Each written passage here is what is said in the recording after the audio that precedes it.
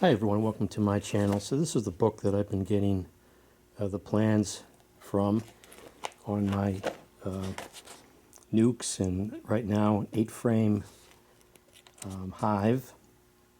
I've got the baseboard, I've got the deep, and I want to build this telescoping cover here, or outer Hive cover for an 8-frame. I already cut this piece of plywood. It's right here, and I need to cut down some boards here, 3/4 inch to 2 1/4. I need two 21 1/4s and two 15 3/4 by 2 1/4 by 3/4 of stock. So I can rip this board down, but I found this long board here in the cellar. It's I think it's like a 16-foot board, a 12-foot board. But I'll cut these to length first, and then I'll rip them down on the table saw to the 2 1/4 width.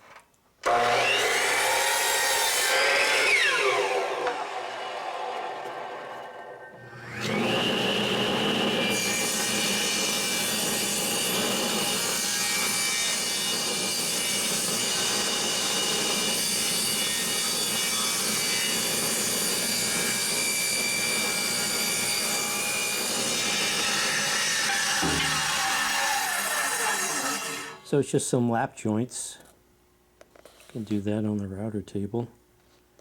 I have a 3/4 inch bit. That's 3/4 inch. That's 3/4 inch. So that should be pretty easy. Just make some tests. The problem is, this is what I'll have to figure out how to do. I think there are bending tools for this instead of just a hammer. I mean, these are really nice straight lines, but I purchased a piece of aluminum, and I need to bend that over the cover. So it's buried behind here. Just got that from Home Depot. Need to cut that and figure out how to bend that. Maybe there's probably information online on how to bend that professionally, get some nice straight edges. So it's just a rabbet the full length of the 21 1/4 inch long boards here, the sides.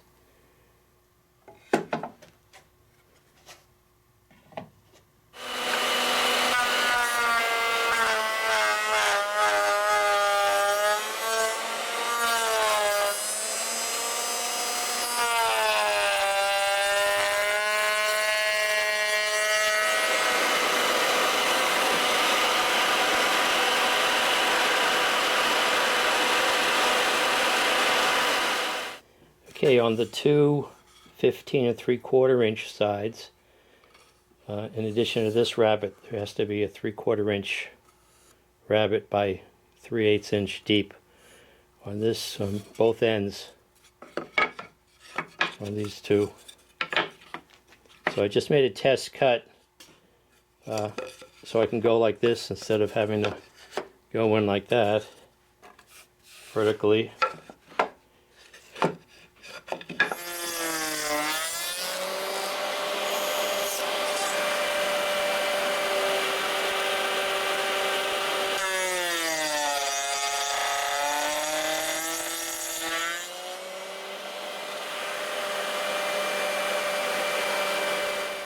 So, alright, so this just goes in like this, and essentially the 3/4 inch plywood drops in, sits on that rabbet.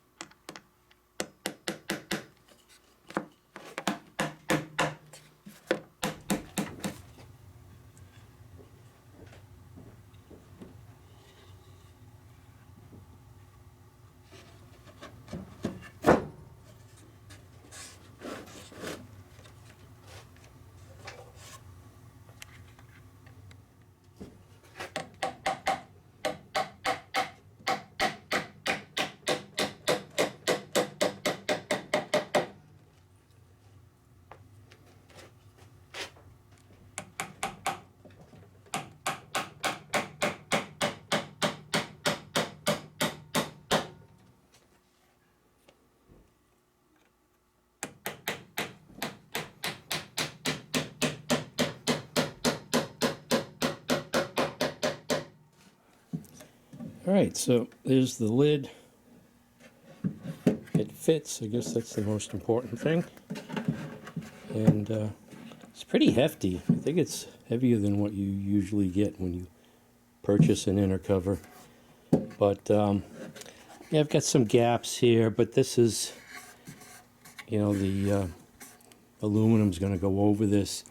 I was wondering if I should put some caulking in there, so it's not a nice place for hive beetles to hide. I don't know. I could just, maybe they can't get in from the inside there.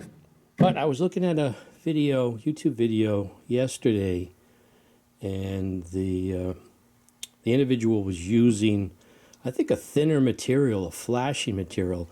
I purchased the sheet of aluminum in the hardware section at Home Depot. I didn't think about going over to the flashing area. I know because they just have the rolls. I was thinking of the white powder-coated rolls of flashing. I think it's only about, you know, six inch wide or something like that, whole roll.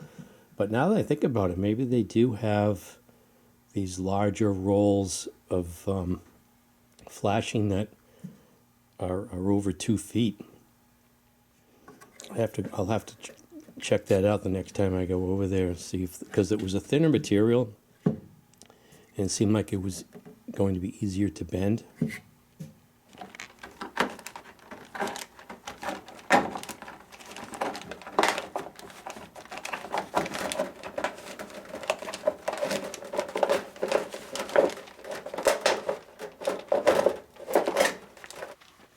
Alright, so I have it on the edge of the table saw here. I just need to bend this.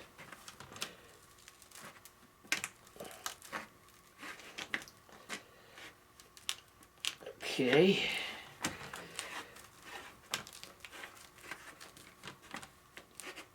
Yep, that bend, that was pretty easy.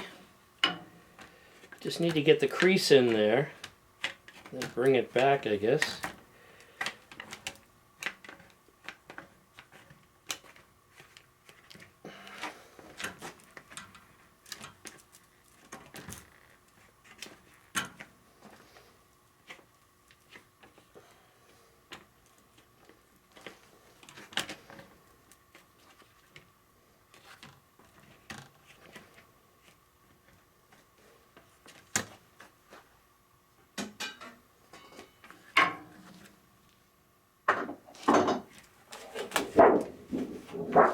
I want to make sure that it's not going too snug.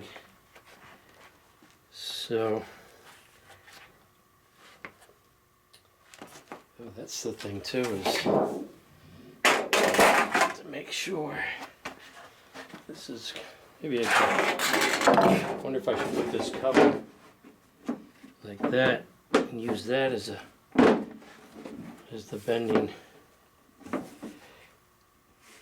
edge. Maybe that's a better idea. That way I know it's going to fit.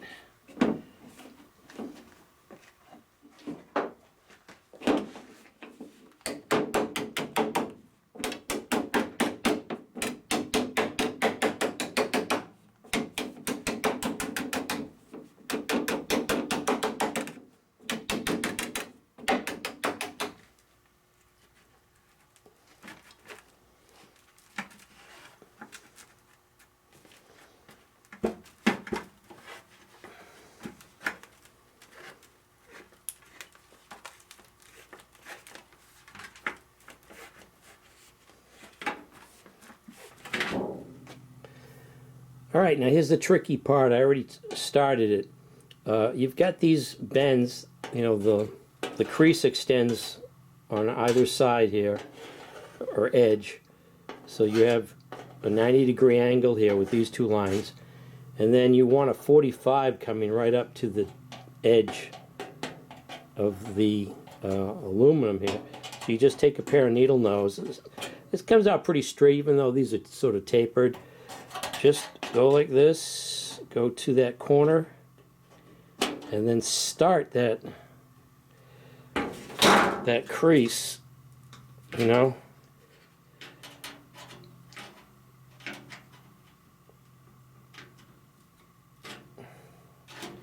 So you start that. And then what you're going to do is when you bring these two together slowly, it'll bring this corner to this edge here. So I wonder if it's a good idea to do that on the cover itself.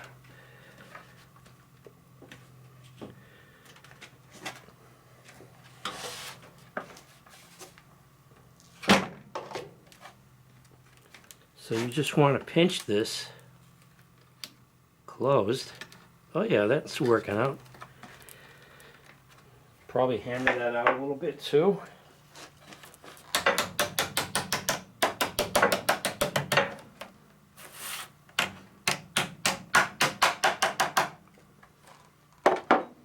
Just pinch that. Well, it's not perfect.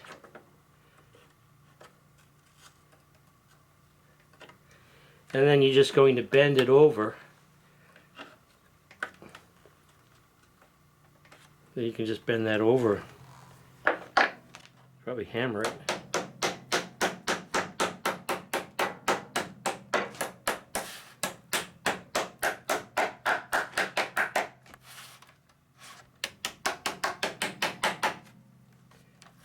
That looks pretty good, I think. Do that on all four corners.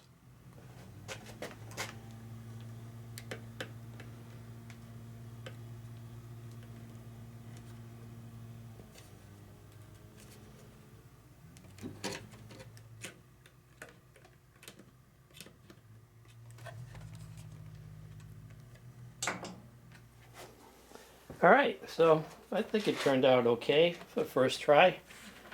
That's actually pretty snug too. So I still, even though this is going to keep the weather out, I want to put a coat of paint on that plywood. But yeah, that ended up turning out pretty good. And the great thing about that is the water is not going to get in the corners here. All right, I was pleasantly surprised that that was a little bit easier than I thought it was going to be.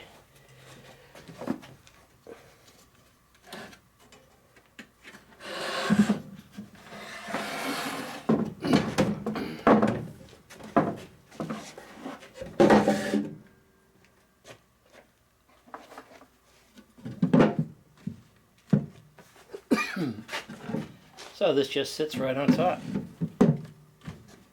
Perfect.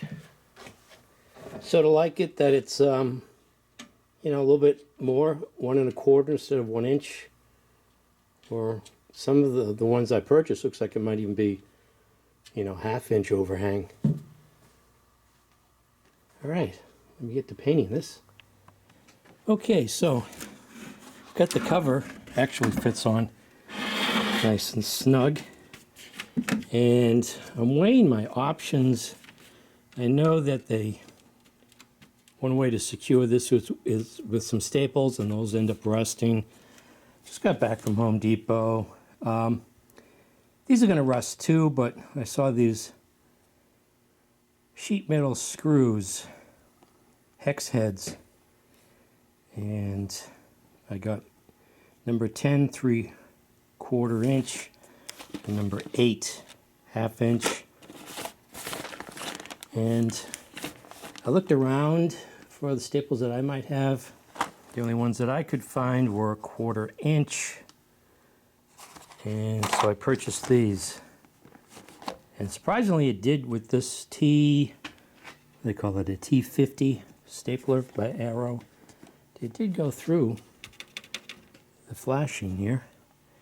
But these are 9/16, so that is still an option. So maybe, I don't know, we'll see.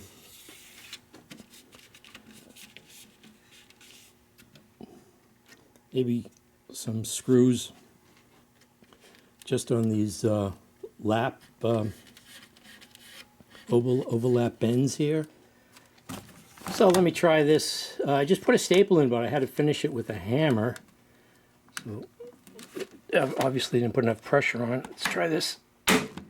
Nope.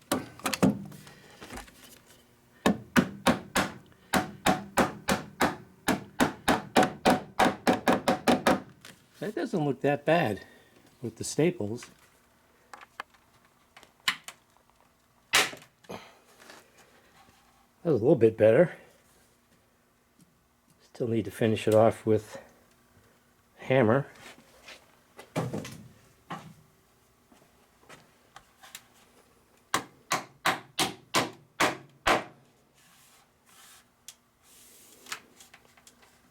I might just keep with the staples. Yeah, so the staples work. And I didn't do anything with the corners. They're pretty rigid. I don't think you'll catch your finger on that or anything. So now I have the bottom board, a deep 8-frame, 8-frame super,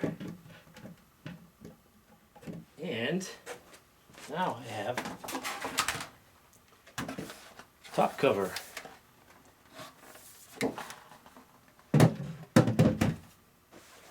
Just need to make an inner cover. That turned out pretty good.